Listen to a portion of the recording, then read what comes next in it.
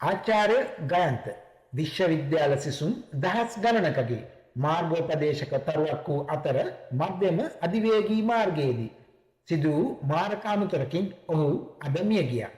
මිය යන විට ඔහු කැලණ විශ්වවිද්‍යාලයේ දර්ශන අධ්‍යයන අංශයේ මනෝවිද්‍යා ඒකකයේ ප්‍රධානයා ලෙස කටයුතු කළා. ආචාර්ය ගයන්ත තුළ විද්වතුකට වඩා වැඩි යමක් විය. ඔහු තම විෂය ඥානයෙන් හා අසීමිත සුවදතාවෙන් සිසුන්ගේ ජීවිත ආලෝකමත් කළ උපදේශකයෙකි. ඔහු ඔවුන්ට පොත්පත්වල පාඩම් පමණක් නොව ජීවිතයේ ඕනෑම ප්‍රශ්නයකට බලාපොරොත්තුවෙන් හා සුවදතාවෙන් මුහුණ දෙන්නේ කෙසේද යන්න උගන්වා ඇත. අධ්‍යාපනය සඳහා ඔහුගේ කැපවීම පරපුරෙන් පරපුරටම දැන්ව ලබා දෙමින් ආසාවෙන් යුතුව නව පරපුරවල් ස්පර්ශ කළේය. ඔහුගේ හදිසි වියෝව විශ්වවිද්‍යාල ප්‍රජාව කම්පනයට පත් කර ඇත.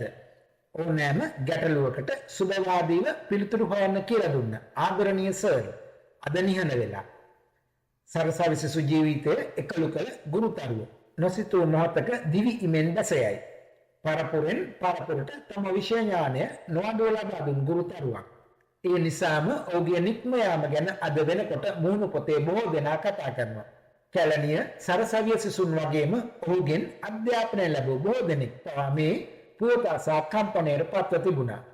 විශ්වවිද්‍යාල සිසු දරුවන් දහස් ගණනකගේ නැනස පහදා ඇති ආචාර්ය ගුණේන්ද්‍ර ගයන්ත මේ යන විට කැලණ විශ්වවිද්‍යාලයේ දර්ශන අධ්‍යයන අංශයේ මනෝවිද්‍යා ඒකකයේ ප්‍රධානියා ලෙස කටයුතු කළා.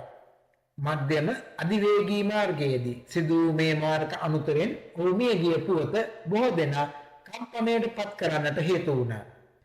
දරුවන් දහස් ගණනකට සිත් සතර ලබා දෙන්නට වෙරදුන් ආචාර්ය ගයන්තගේ වියෝව ගැන සැලවූ වහම බොහෝ දෙනෙක් බුණු පොතේ තබා තිබූ ඒ සටහන් වලින් පැහැදිලි වන්නේද ඔහු තුළ පැවති මහත්මා ගුණයයි.